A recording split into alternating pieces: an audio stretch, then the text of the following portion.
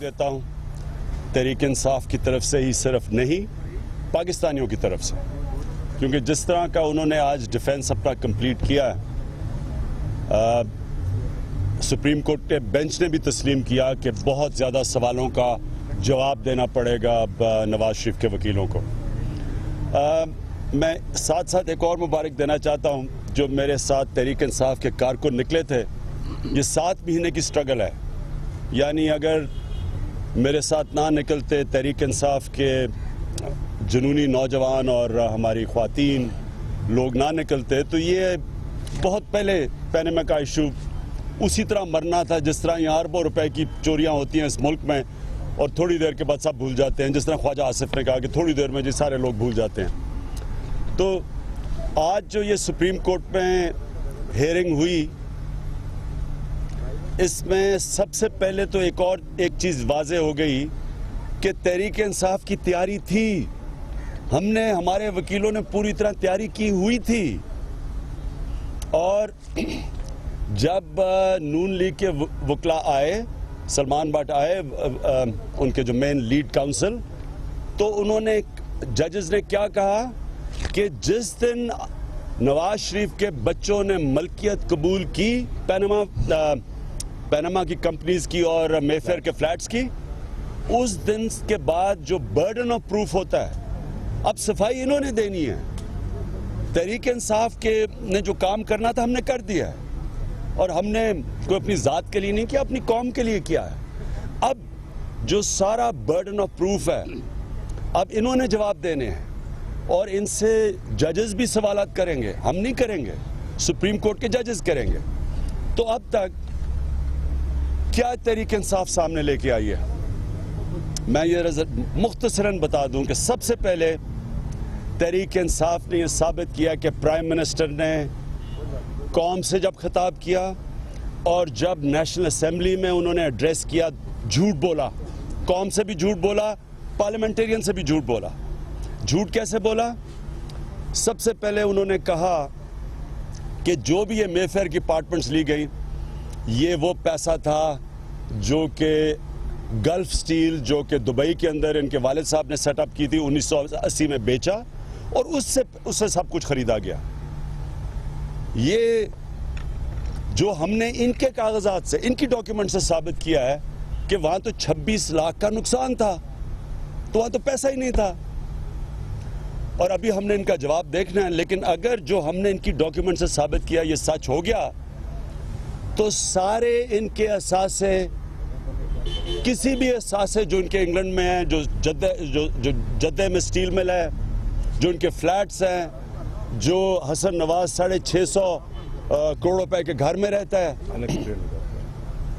यानी जितनी भी जो इनकी flagship international company Hasan Nawaz की, ये सारे अरबों रुपए की है। इस सारे के कोई ये जवाब नहीं दे सकते, क्योंकि इन्होंने कहा था कि बुनियाद थी गल्फ स्टील की। तो अगर गल्फ स्टील 26 लाख दिरहम का नुकसान कर रही थी, तो इनके पास तो कोई जवाब ही नहीं है कि सारी दौलत कैसे बनी बाहर।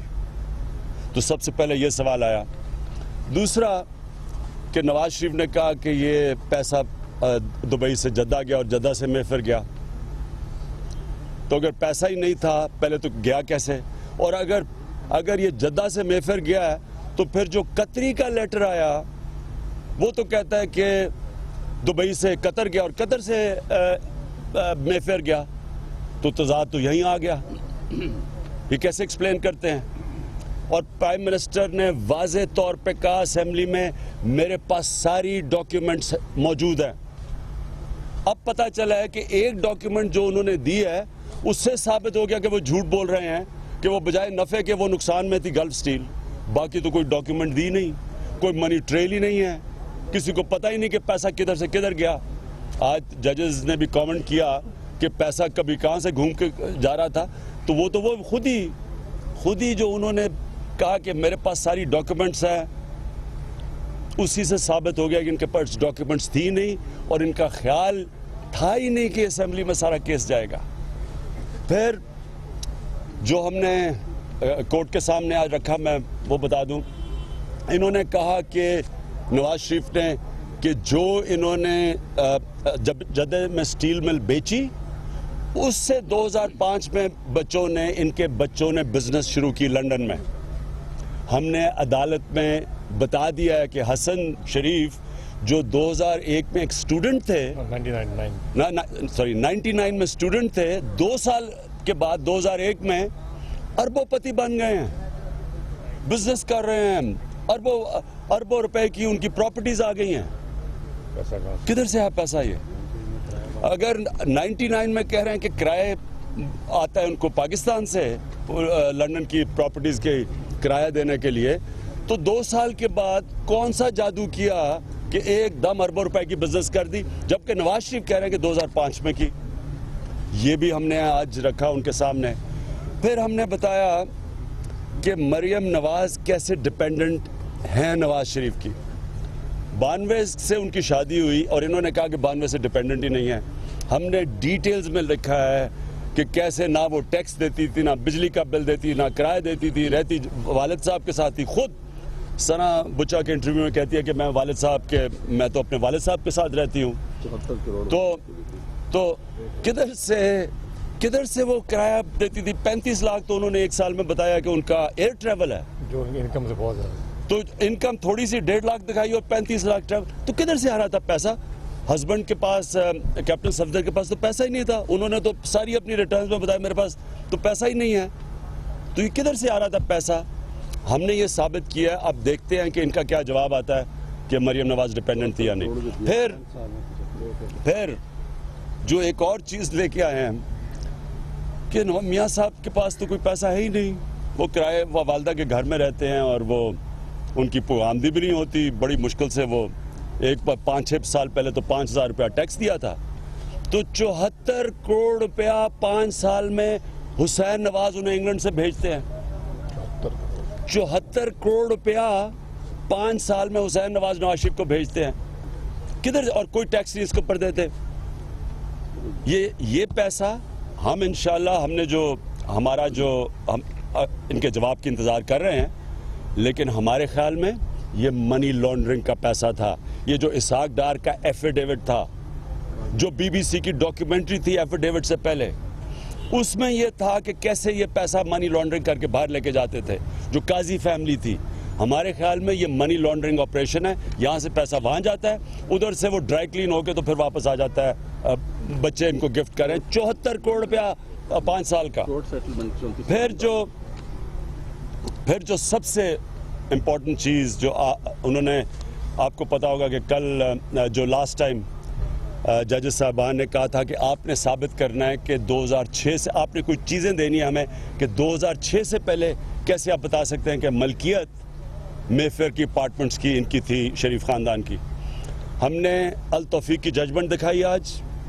अल तौफीक की जजमेंट के अंदर हमने जो सबसे इम्पोर्टेंट चीज़ दिखाई कि जब ये 4 मेफेयर के फ्लैट अल तौफीक इनके हुदैबा पेपर मिल्क के डिफ़ॉल्ट जो कि अल तौफीक के बैंक से किया था, जब ये 4 फ्लैट अटैच हुए तो आज जजेस साहिबान भी ने कहा कि किसी ने क्वेश्चन नहीं किया, कोई नहीं आया सामने। उन्होंने जब अटैच करते हैं तो पहले 1 दिन देते हैं कि अगर किसी का गलती से किसी और के फ्लैट अटैच हो जाए तो आप कहते हैं कि जी मेरे कतरी कहता है मेरे फ्लैट है। किसी ने कुछ नहीं कहा। 4 फ्लैट इनके शरीफ ख़ानदान के थे।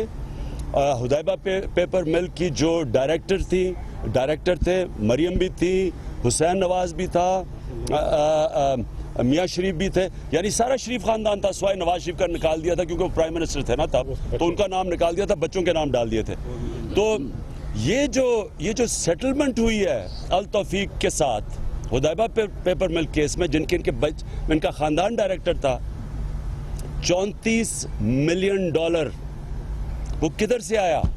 ये भी आज सवाल आया है कि $34 मिलियन की सेटलमेंट हुई थी। और जब फिर रिलीज़ किए गए ये 4 फ्लैट, जो 4 मेफेयर के अपार्टमेंट, ये रिलीज़ किए, फिर जब $34 मिलियन दिए गए अल तौफीक को, किसने दिए? सवाल ये किसने दिए? अब कल इंशाल्लाह पता चलेगा कि क्या इसके लिए भी कोई सऊदी से शहजादा आएगा, कोई और शहजादा आएगा। ये किधर से $34 मिलियन आया? क्योंकि इनके पास तो नहीं थे, इन्होंने तो कहीं नहीं दिखाए हुए। तो ये भी आज सवाल है।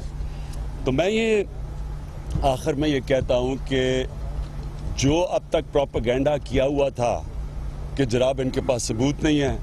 हमें सबूत तो देने की ज़रूरत ही नहीं थी। आज जजेस ने वाजे फिर से कर दिया है कि बर्डन ऑफ प्रूफ अब इनके ऊपर है, इन्होंने जवाब देने। हमने जो काम करना था कर दिया। मैं फिर से अपनी पार्टी को भी, नईम बुखारी और उनकी टीम को भी आज मैं उनको मुबारक देता हूं कि उन्होंने पाकिस्तान के लिए एक प्रेसिडेंस ने सेट किया है जिधर एक सिटिंग प्राइम मिनिस्टर की तलाशी हो रही है, और ज़बरदस्त किया उन्होंने काम। और हम सब, मैं अपनी कौम की तरफ से इनको मुबारक देता हूँ। आप चाहते हैं ये केस जल्दी हल हो, कमीशन की जानिब जो है वो मामला जाते नजर आ रहे हैं, जैसा कि चीफ जस्टिस ने भी कहा है कि ये बेंच के बस के बाहर की बात है, टैक्सेस के भी मामला शामिल हैं, तो कमीशन भी इसको देख सकता है। तो बाकी जमातें भी ये चाह रही है कि कमीशन बनाया जाए। कौन सी बाकी जमात? कौन सी बात की जमात? कौन सी बाकी? मेरी ये कहे ना, बाकी सब तो ना कहे। मेरी अर्ज ये है, पहले तो मेरी अर्ज ये है कि ये बेंच बिल्कुल कॉम्पिटेंट है फैसला करने के लिए। इनके पास इतनी चीज़ें आ चुकी हैं, ये फैसला कर सकते हैं। मैं तो उनको नहीं कुछ कह सकता क्योंकि हम रिस्पेक्ट करते हैं ऑनरेबल बेंच की, लेकिन पाकिस्तान की तरफ से, क्योंकि हम सारा मुल्क 8 महीने से ये पैनामा में फंसा हुआ है, और मियाँ साहब ने और इफ्तिताह शुरू कर देने हैं, पता नहीं कितनी और अरबों रुपए की, करोड़ों रुपए की और सड़कें बना देंगे, पुल बना देंगे इसी प्रेशर के अंदर, और पता नहीं किसी और को, डोनाल्ड ट्रंप को ही ना बुला लें यहाँ अपने आप को बचाने के लिए। तो हम चाहते हैं कि इस मुल्क को आज़ाद किया जाए ये पैनामा स्कैंडल से, और यही बेंच हेयरिंग करे। अब तो इनकी रह गई है, इनका जवाब रह गया है, और उसके बाद हमारी एक छोटी सी रिबटल है, बेंच फैसला कर दे और मुल्क आगे बढ़े। हाँ साहब, आप चाहते हैं कि ये जो चीफ जस्टिस 31 दिसंबर को रिटायर हो रहे हैं, इससे पहले जाने से पहले ये फैसला करते हैं, क्योंकि नून लीग वाले शायद डिले प्रैक्टिस को इस्तेमाल करें। देखिए मैं तो नहीं जानता कि क्या किसी के प्लान्स हैं। मैं तो पाकिस्तानी होते हुए कह रहा हूँ कि ये केस तो होना ही नहीं चाहिए था। ये तो उसूलन आते साथ ही इस पार्लियामेंट के अंदर जो शुरू में TORs बने थे वो बन जाते, तो वो सीधी तरह ये बैठ के कमीशन बैठती, इसको फैसला कर देती। लेकिन अब 8 महीने हो गए हैं, 9वां महीने जाने लगा है, इसलिए मेरी तो रिक्वेस्ट होगी कि यही बेंच फैसला कर दे। और इनके पास ये सारी चीज़ें तो सामने हैं, सवालात तो पता है। और जिन्हें ये कहा हमने तो था,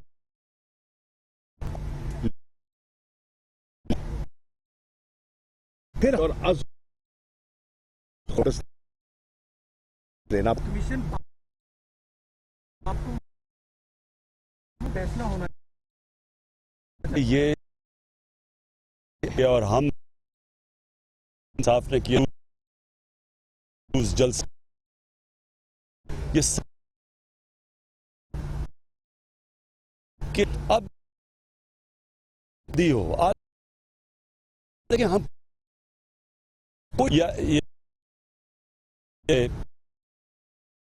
ये फंड रुक रही, पहले दिन मान जा चुना बनता सारा गवर्नमेंट के नवाज, और चीज मैं चाहता हूं, लेकिन इमरान खान गवर्नमेंट के सारी एजेंसी पार्टी में काम था, इन्वेस्टिगेशन कर दिया,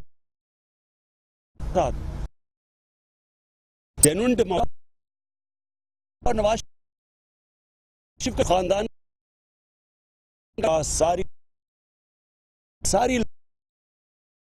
लगी, इसलिए मेरा बेंच मुल्क का